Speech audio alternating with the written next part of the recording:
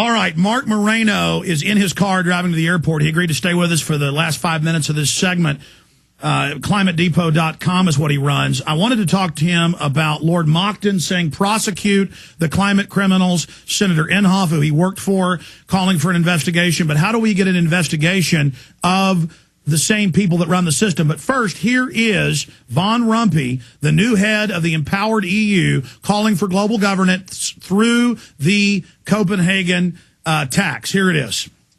2009 is also the first year of global governance, with the establishment of the G20 in the middle of the financial crisis. The climate conference in Copenhagen is another step towards the global management of our planet. Our mission, our presidency, the global management of our planet through the Copenhagen Treaty, global government. I mean, Mark, we're frothing here. We're frothing because we're talking about a level of control Orwell didn't contemplate, and here's how.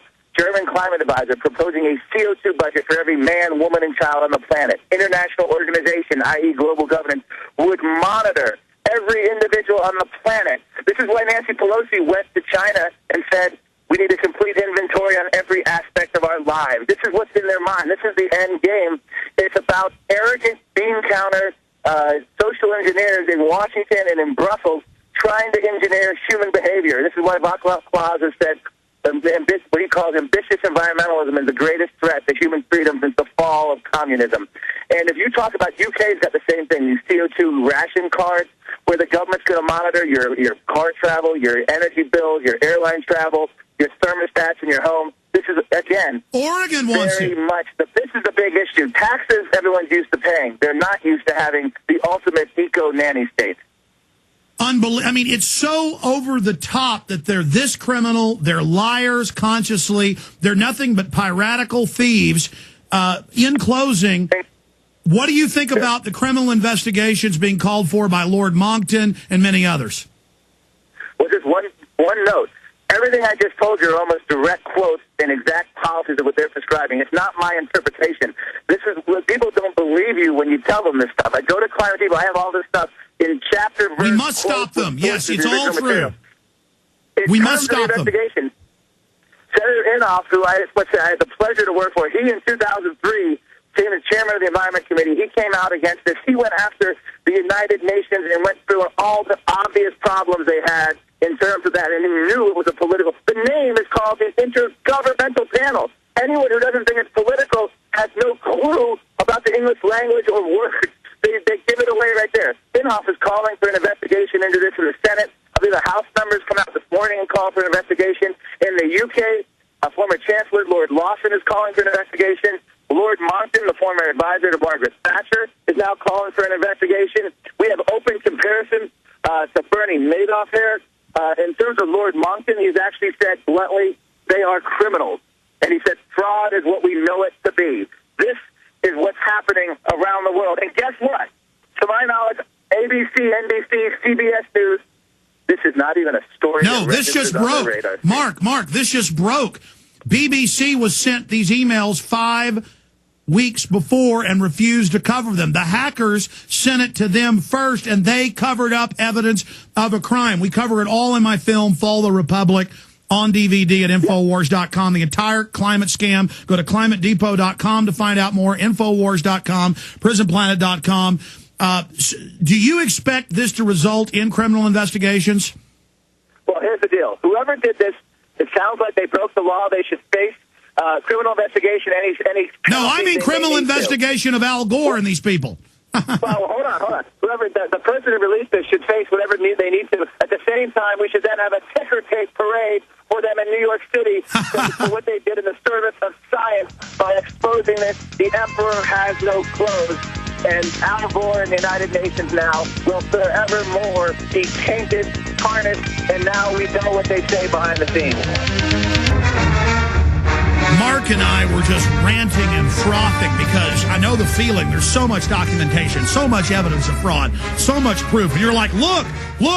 And then now we have their own emails where the top scientists for the UN are talking to the top scientists in the U.S. and Europe about how to lie and how to persecute scientists and how to fix the data.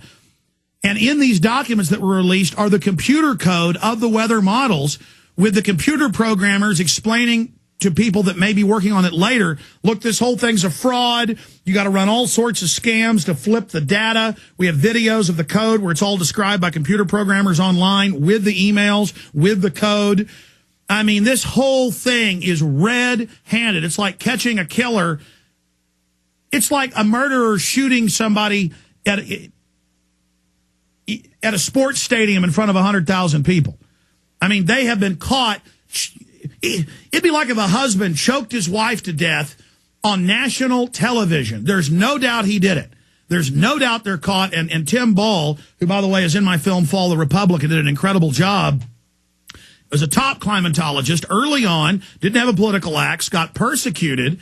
And they talk about how to persecute people. They talk about him bad in the emails. I forgot to tell you, they talk about Mark, who we had on last hour, with his FOIA request, trying to get the documents, how to block those documents. I mean, this is incredible. And Dr. Tim Ball is now on with us for the rest of the hour. We're extremely honored to have him. We're going to break here in just a moment. But Doctor, how exciting was this? You're like Galileo saying that the Earth orbits the sun, not the sun orbiting the Earth. And now you've been proven right, and that it's premeditated fraud. They weren't just wrong. And you said that all along, because all the other scientists like yourself would do the raw research and say it doesn't add up. And they'd say, shut up. I mean, what is this like for you after all the persecution you've been through? It's a very sad day, Alex, because it's a sad day for science. It's a sad day for the environment, which we need to care about. People will start to say, now, we don't believe anything you tell us. And they have destroyed climate science virtually. And as I've said elsewhere, there is no pleasure in I told you so. But what we've got to do now is hold people responsible and to backtrack on all of the incredibly damaging legislation that's been brought in or proposed on a global scale, both in energy and economies, based upon this false data. That's why we've got you here today, to not just talk about their fraud, but you told my producer this is only the tip of the iceberg. I want to go over that, but also talk about, what do we do now? We have to bring these criminals to justice. They're openly setting up a tyrannical world government to micromanage every facet of our lives. All these top demographers and researchers have said 1 billion people will die within a decade worldwide if they implemented these carbon rationing, energy rationing plans. It will destroy our economy. Shouldn't they be held criminally responsible, as Lord Monckton is saying? Well, absolutely. The only difficulty will be, of course, that if it's in a UK court, it depends on how the information was obtained. If it was a whistleblower, that is eligible in a British court. But if it was hacked, that would be deemed inadmissible. So all of this evidence would not be entertained. And of course, we would then be in the same position as I've been in all these years, that I could see what was going on. I knew what was going on, but I didn't have that smoking gun. And well, stay there. We've not only got a smoking gun, but we got an atomic bomb here.